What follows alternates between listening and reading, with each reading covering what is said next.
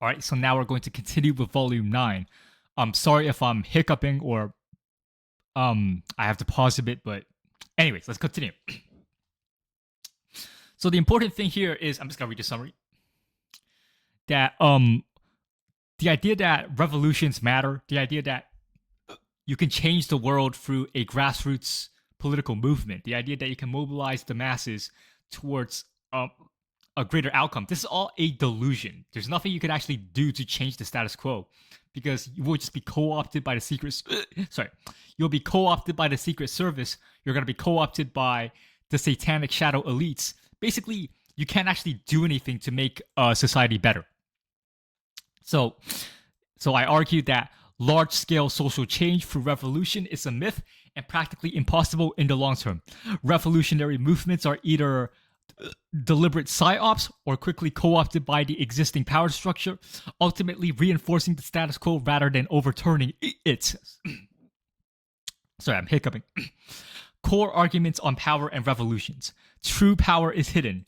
Real control lies with the shadow elite, ruling families, and coalitions who stay out of public view. Visible leaders, like presidents or officials, are typically pawns or puppets, not the actual decision makers. Public positions are dangerous targets for ambitious usurpers, so the real elites avoid them. So, if you're someone with actual power, like you're either someone like Epstein or his something like Jeffrey Epstein or his bosses. So like Jeffrey Epstein was probably a surface operator of a much larger network of satanic elites. So Jeffrey Epstein was not really in power. Someone more powerful than Jeffrey Epstein is probably leveraging Jeffrey Epstein. Sorry, is probably using Jeffrey Epstein as a puppet. So, if you're one of the secret people in power, if you're one of the secret people in power, you actually don't want to be a president. You don't necessarily want to be in a position. You don't want to be. If you actually have power, you don't want to be in any official position of power because then that makes you a target, right? So these clandestine Luciferian groups, they will operate in the shadows. They will operate secretly, and you won't really know that they exist because you'll be deluded by the conventional narratives. So, elite engineer and control opposition. They infiltrate grassroots movements to use their dominance over propaganda channels, media, education, academia, government, social media to plant the seeds of revolution in advance. Conflicts are pre-planned because they allow divide and conquer tactics. So, the shadow elites, the satanic people in power who are hidden from public view, they will definitely have influence over the channels of propaganda. So they basically control democracy. They will basically rig people's perception of reality in a certain way so that they always win out. And they actually want conflicts like culture wars, for example, or political wars or military conflicts, right?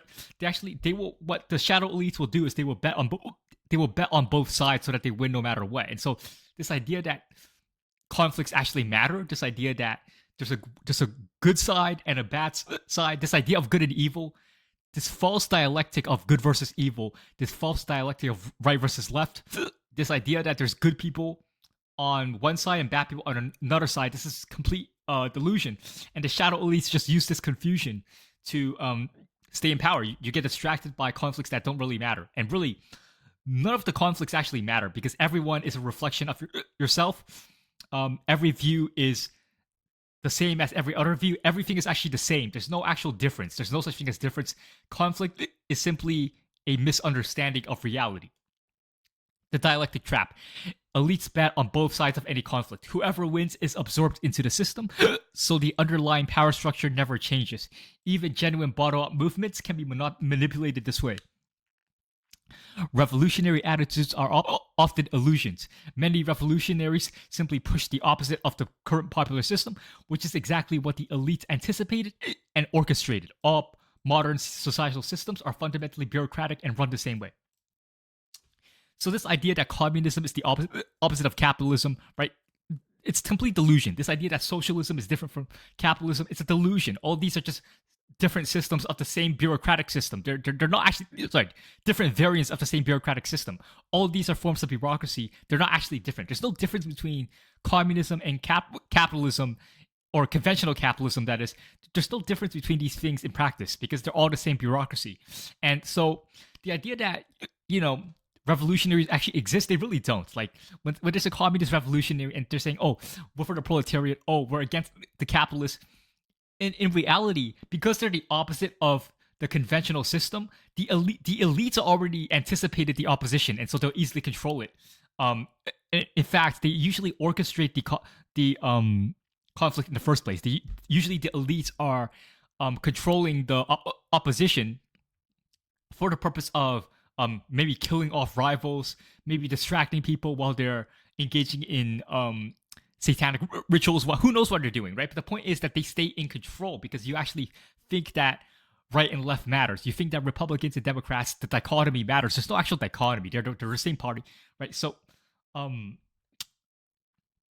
basically, you need to escape the dialectic. You need to escape the matrix, you could say, right? Anyways, historical example. Marxism/communism is presented as a classic case. It appeared to champion the working class against the bourgeois, but merely replaced one ruling elite with another. It diverted the poor's energy into fighting for the elite's benefit, while shadow elites who control international finance ensure capitalism would eventually return. So, the thing about communism is that it's not really against the bourgeois. It's not against the elite. Capitalists simply replace one class of elites with another. They replace one class of parasites with another. So the idea that communism and capitalism are different is nonsense.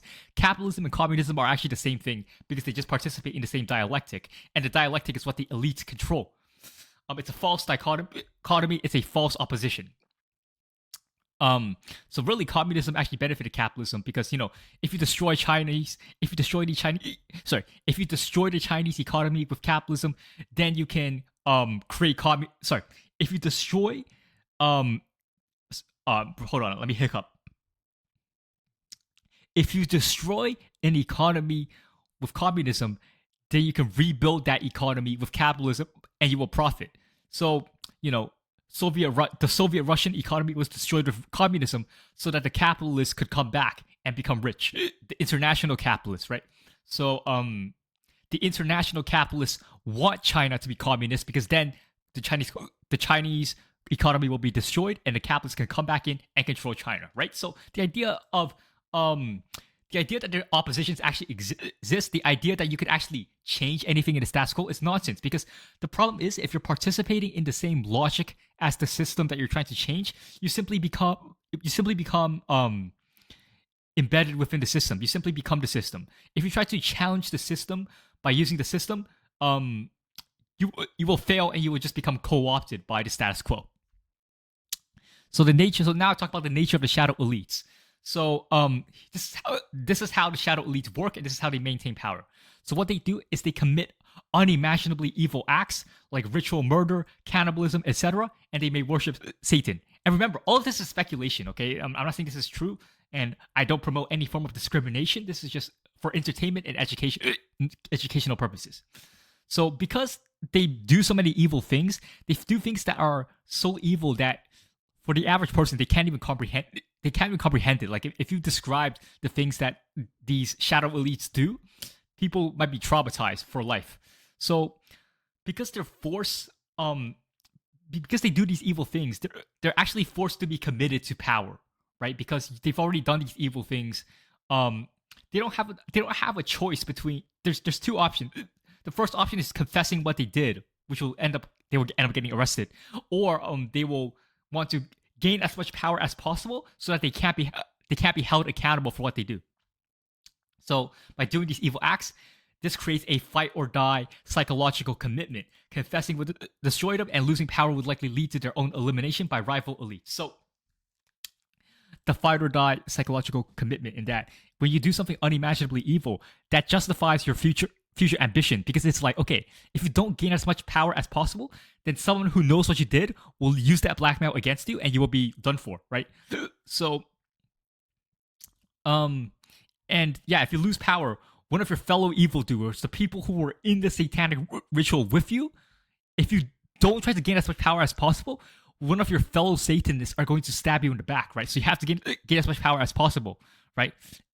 And by sacrificing your conscience and your morality, you bind themselves to perpetual power seeking. So the thing is, in order to gain as much power as possible, the best thing you could do is just sacrifice your soul and just not have any moral compass, not have any conscience, and just do very evil things so that all you care about is power, right? Anyways, believing an individual or small group can genuinely overthrow the system is delusional. The shadow elites have designed the game so that they always win, regardless of surface level political or ideological shifts. True change, the text implies, cannot come from conventional revolutionary politics. So I think it is your internal moral compass that can even permit change to actually happen. You need to become unbribable. You need to become away from the dialectic. You can't be part of the dialectic if you wish to become greater than the dialectic. Now,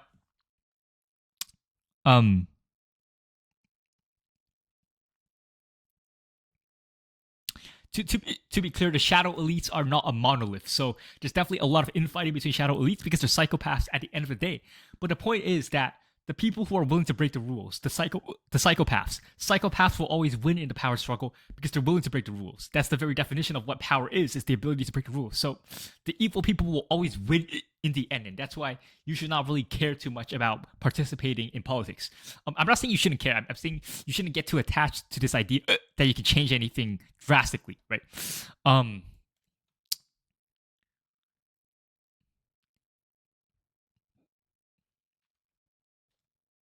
And once again, this idea that the shadow elites engage in satanic rituals and do unimaginably evil things. This is not just oh, they're evil.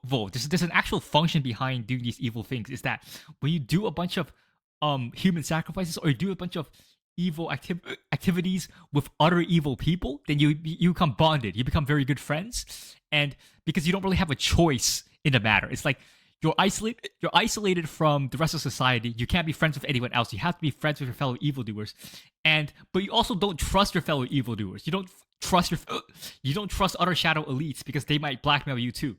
So the fact that you have blackmail on each other, the fact that all the shadow elites have blackmail against each other because they're engaged in the same kind of wicked rituals, right?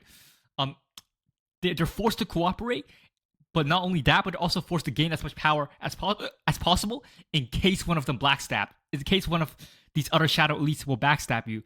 That way, if you have a lot of power, okay, one of them backstabs you, it's fine because you can team up with other shadow elites and get that guy dethroned from power. You can maybe get that guy incarcerated, killed, or whatever, right? So anyways, that's basically volume 9. It's pretty short volume, but very important. Basically, it's to emphasize the futility of conventional political thinking. It's to reorient yourself from thinking politically and think spiritually instead. Think about your internal moral compass. That is all that really matters, right? Don't be co-opted into false dialectics. Don't go into political movements thinking they'll actually succeed. Because in all honesty, the shadow elites are gonna win. I mean, there's really nothing you can do to stop psychopaths from winning in a power struggle. Because if you're not willing to sacrifice your soul, if you're not willing to be evil, you can't beat evil, right? It's just, and this isn't like some optional thing. It's that the very nature of a power struggle will always reward the evil people because normal people, they actually don't have much of a reason to cooperate with each other. It's funny because evil people, in a way, get along better with other evil people because they sort of don't have another choice. If you're engaging in satanic rituals with fellow Satanists, then you're sort of forced to be friends with each other, right? Whereas normal people, they don't actually have a reason to be friends with each other, which is funny how psychopaths win because normal people can't cooperate.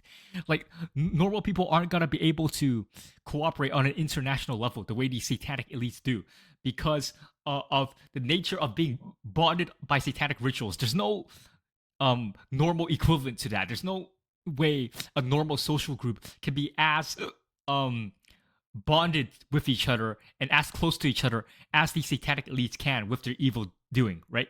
So, and the very nature of normal people is that they follow a herd morality. They do what is right.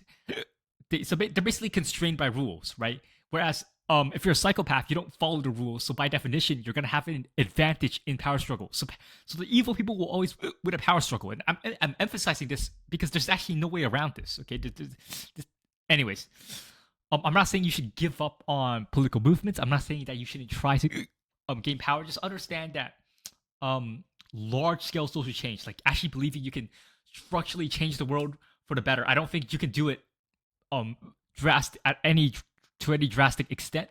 I think it's about your internal moral compass. I think it's about developing your own virtues that matters more than external movements. On that note, that is Volume 9, Elevatum.